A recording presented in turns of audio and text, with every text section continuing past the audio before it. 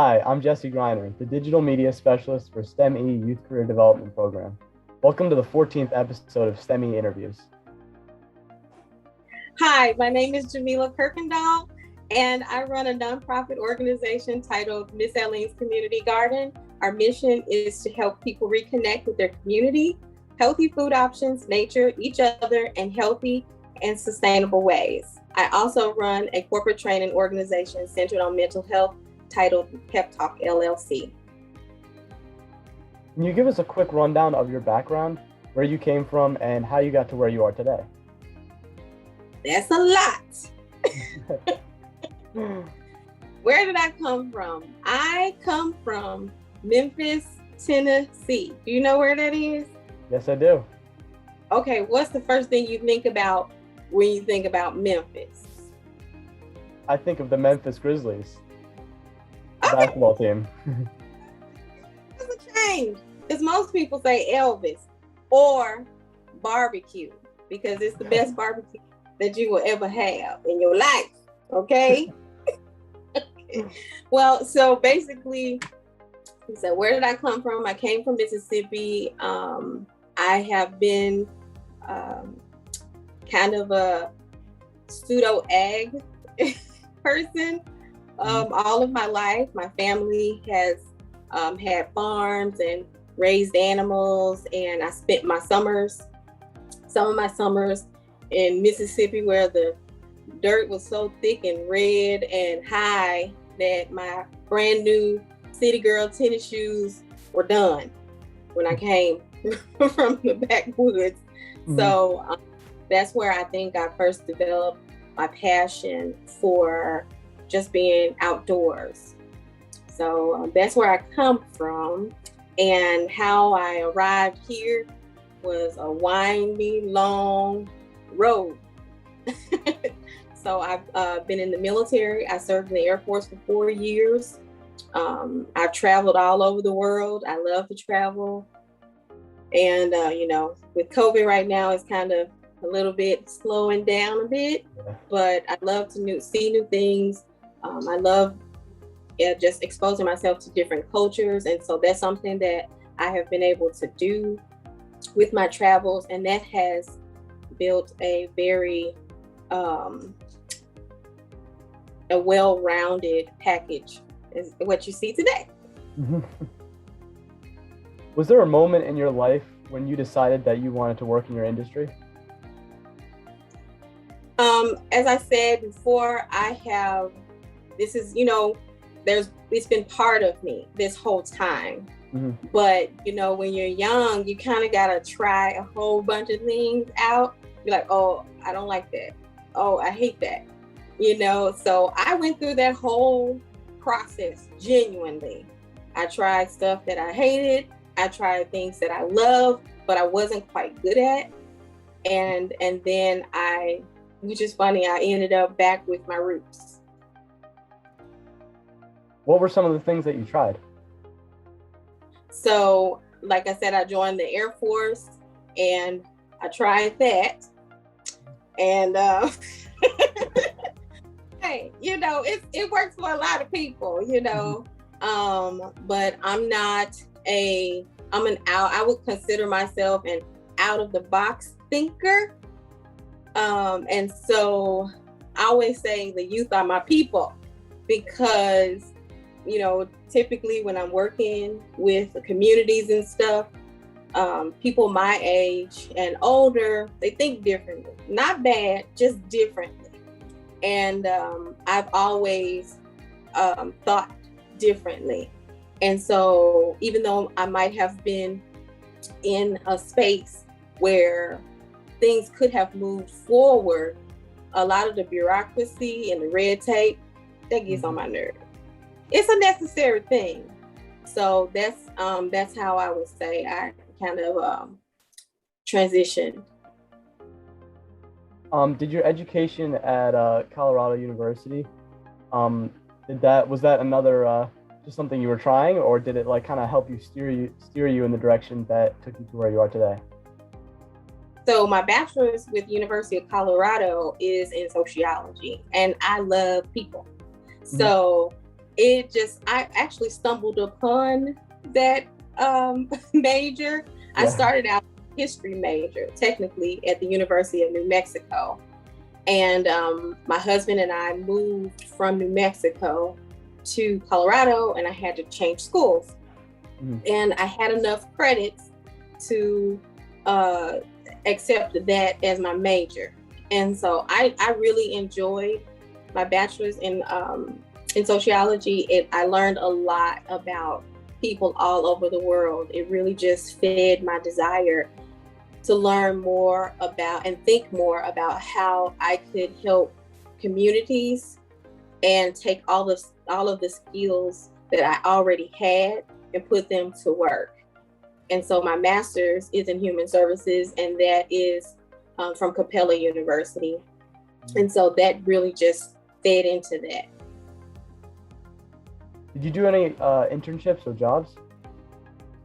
Yes, I have done lots of internships. As I said, I like to try out so many different things.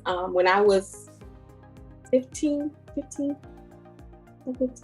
think I was 15, I did a summer internship with a pilot program that taught children how to fly planes. So I have flown a single engine plane. I flew a single engine plane when I was 15. So I just like to try out everything, Awesome. Yeah. So I tried out a lot of different things just to see what I wanted to do. I didn't want to say no until I knew more. Can you name something that you really like? You tried it and you really hated it. And I really hated it. Yeah. There's a list. How about something that you tried and you really liked it? Okay. Oh, there's tons of things that I really like. Yeah. But I do remember one thing that I truly did not particularly care for. When I was deployed, somehow I ended up on sanitation duty. Oh boy. And yes, I had to escort the sanitation department to empty out the porta potties. I don't know what I did in my past life to end up in that particular position, but yes, I did not like that at all. But something that I really like currently, I really like autonomy and working for myself. I really have embraced that. I enjoy that. And I really enjoy all of the people that I get a chance to work with. You prefer working with yourself or with a team? Oh, I like working with a team. It's boring by myself. Yeah.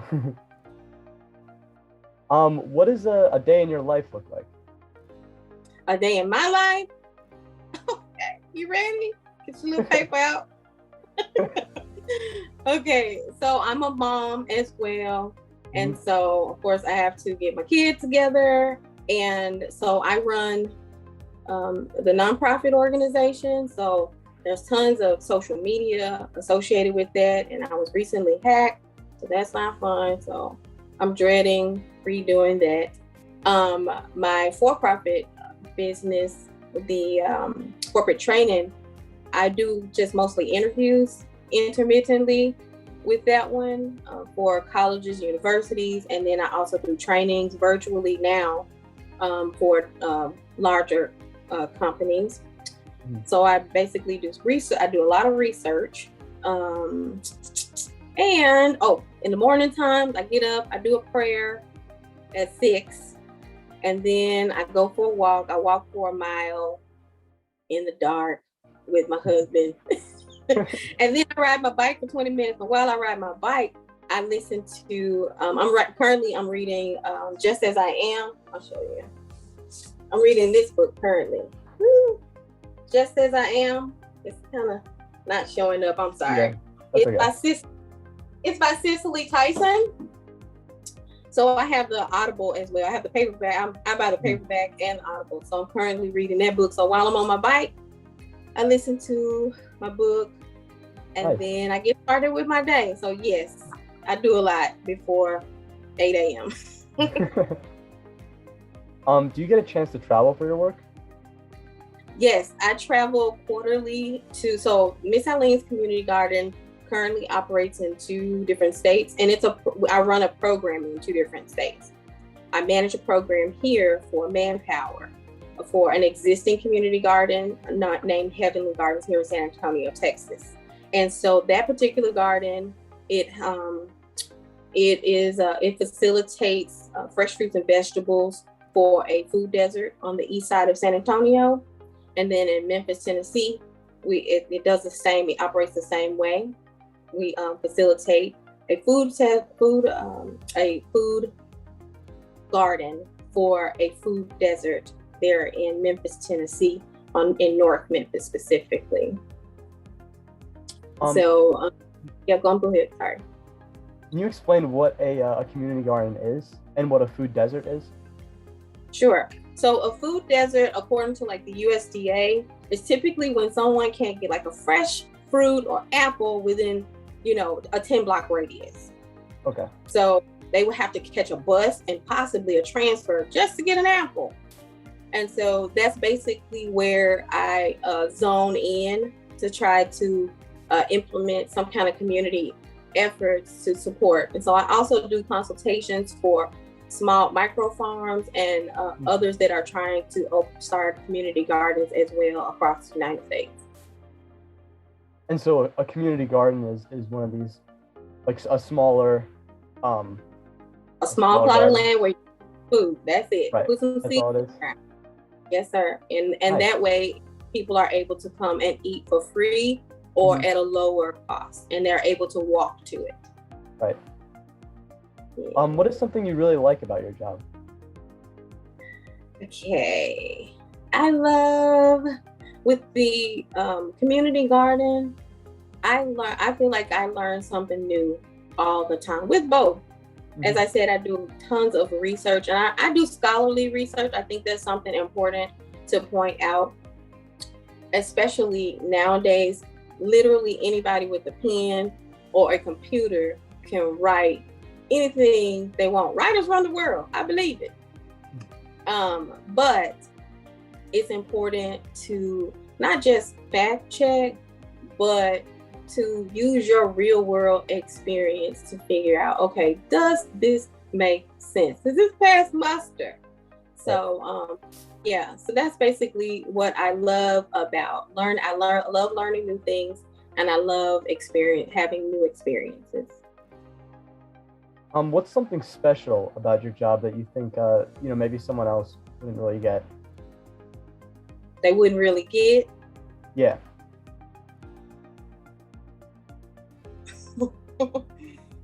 Okay. With the community garden, I know when I started, everybody thought I was crazy. Okay? Because most community gardens, they are not in desirable communities. They are in places where people push on the gas. They do not even stop at the stop sign. Yeah. So I think from the outside looking in, everybody was like, this is crazy. You need to stay away from over there. You're going to get shot. Why are you doing this? No one cares. And there are times when you're working and in any field you choose to go into, when you're working, you would feel, sometimes you feel like, oh man, gosh, does anybody care about this stuff or whatever? Mm-hmm. But that's something that I think people, they don't get it until they get it. You know what I mean? Right. Yep. What's something you find very rewarding about your job? There's so many things. But one thing is just feeding people. It's just it's the most basic need. And just seeing someone say, hey, I grew some peas, and I had so many tomatoes this year. Those things are so rewarding, and then as far as PepTalk, when people are able to shift their paradigms in a short amount of time, that saying is that you can't teach an old dog new tricks. I don't believe that. You know what I'm saying? I feel like if people are presented with good outcomes, they'll start working towards them. Sometimes it'll stick and sometimes it won't. What are some challenges that you face? In the community garden, challenges that I have faced. Well, there there have been, just some organizational and the same bureaucracy that I was trying to escape while I was working with for other people. It still abounds as a business owner. So just the bureaucracy of just trying to deal with logistics that maybe externally people don't quite understand. They may think, oh, you don't need this, and why are you doing that? But they don't understand the impact and not interested in understanding the impact. So that's one of the issues or challenges that I have faced with the community garden. As far as PepTalk is concerned, it's just the diversity component when you're talking about mental health, just those barriers to get a buy-in when you're talking about minorities and mental health struggles, feeling other minorities, especially when I'm working with larger companies, their voices feeling minimized, and just trying to help the company focus more on understanding versus passing judgment. Have you ever met someone in need that like really changed how you think about the world? Have I met someone that changed how I feel about the world? Mm-hmm. Like someone in need at the community garden, or maybe someone you've met at your other business. Yes. Like I said, I travel a lot, and just different people naturally have different perspectives. But when you have privilege and you are exposed to folks that never even heard of just the basic privilege that you have, like water that you can drink and not die, just air. It's not, hot in your house. You're not sleeping outside. Just having access to just basic things, healthcare. Right. All of those things, they have just permeated my mind. So like, as I said before, I'm not about drama or bureaucracy. Mm-hmm. I want to know, I am the self-titled do button. Where do I need to go to do the things? Mm-hmm. So that's basically where I focus my energy and my strengths, because I hear the echo of the voices of the folks that, are living without. So as I connect with different people all around the world, I keep them connected to me. What would you say to people who don't find value in community gardens or mental health? I say, wait a little while longer. Okay? Mm-hmm. Because look around. You need to learn how to plant your own food. Duh. You hungry. You eat. You need to eat. So, yeah. The grocery store, they may not have, what you need. So you need to grow your own food. Share with your neighbor when you grow your own food. Teach your neighbor. A lot of things have just simply been lost because our communities are not connected. Do you know your neighbor? Go and introduce yourself. Your neighbor might be a nurse, okay? And you might be choking and you might need help. I have personally experienced, I live in Texas, and my neighbors, we are connected. My cat has run out in front of, I don't know how many cars in my neighborhood. My neighborhood hates that cat, but my cat is alive. And so those are just, you're going to need to know how to plant and grow your own food. It's a basic necessity. So I'm joking around about it, but it's so so serious. If I could reach to this screen and slap everybody to go and outside and put some seeds in the ground, I would. And then as far as mental health, I know that there is a lot of stigma still, and it's compounded because social media is a beast. And I really and truly feel for the young kids, younger generation, your age and younger, because I couldn't imagine. I thank God nobody was filming me when I was growing up. Now I'm thinking about, I thank God I wasn't being filmed while I was developing my own opinions about the world.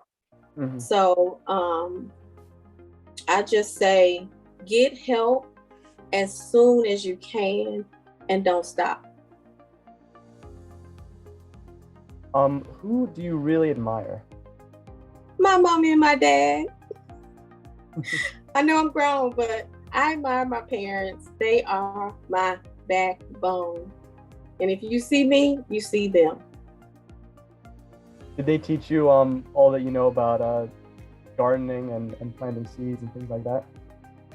Kind of. Let's see. My dad, he's lived a full life, as my mom has. My mom is more of a flower garden person, and my dad likes to plant robust things. He loves hot peppers.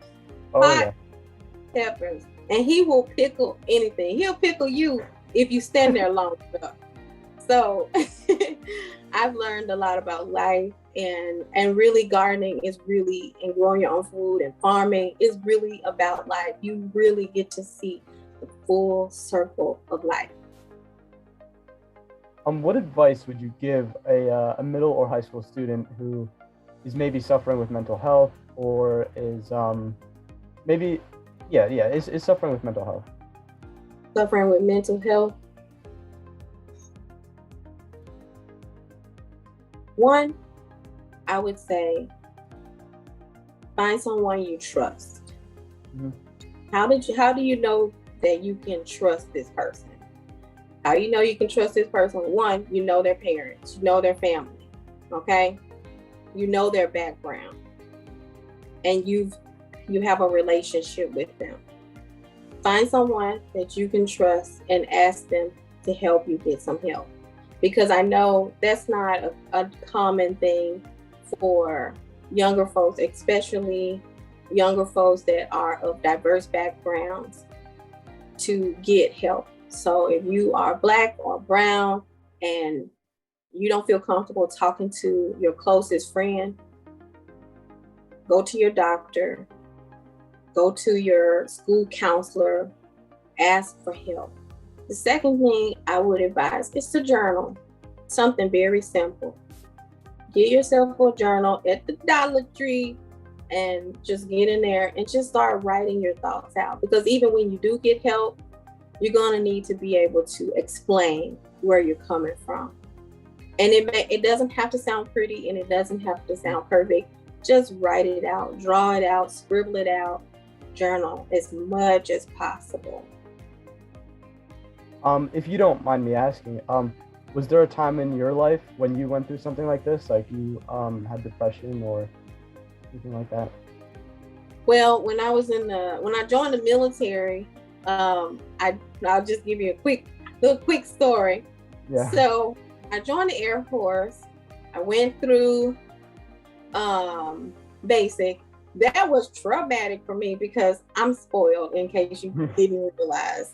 So people yelling at me and all this other stuff, it just was like too much for me.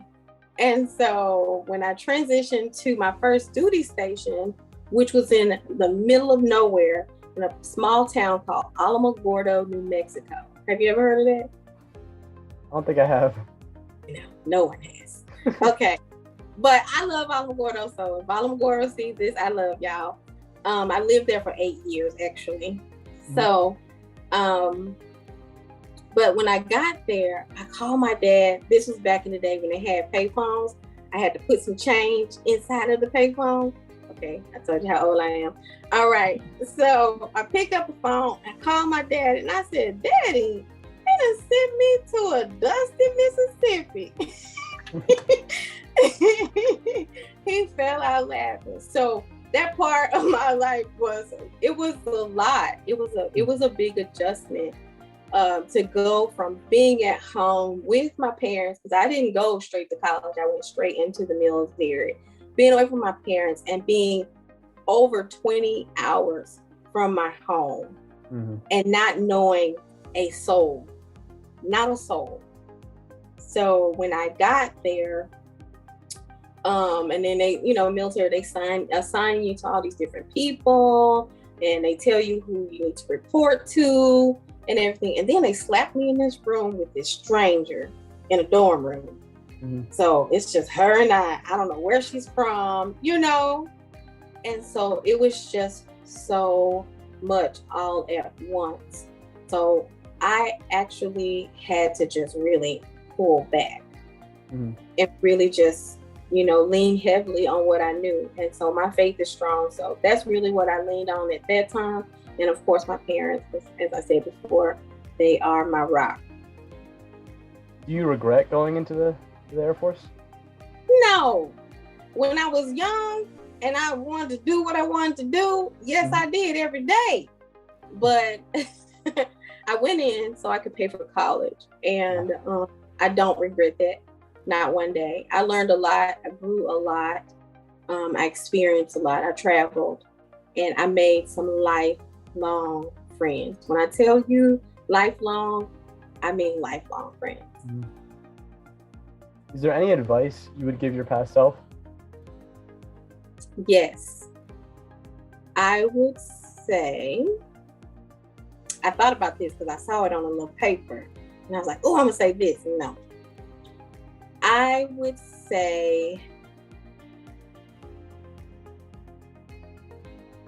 don't doubt yourself. Do it scared. Nice. Words to live by. If you could go back in time and do something differently in your life, what would it be? Something different?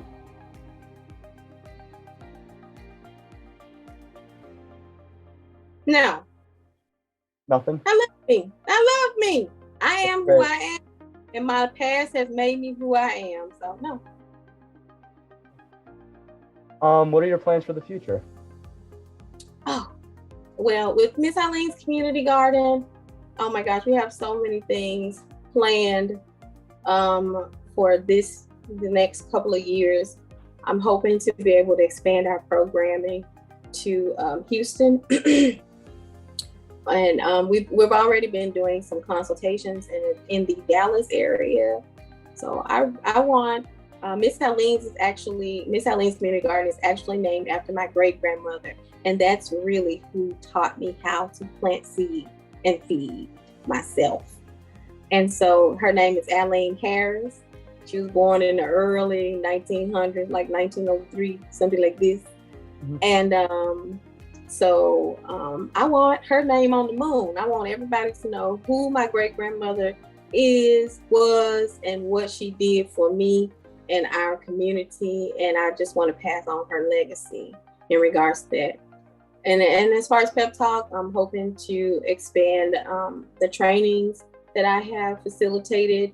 And I've written 8 books regarding mental health. They're all published on Amazon under my author name, Kuykendall. What advice would you give students interested in pursuing entrepreneurship? Do it. This is the best time to do it.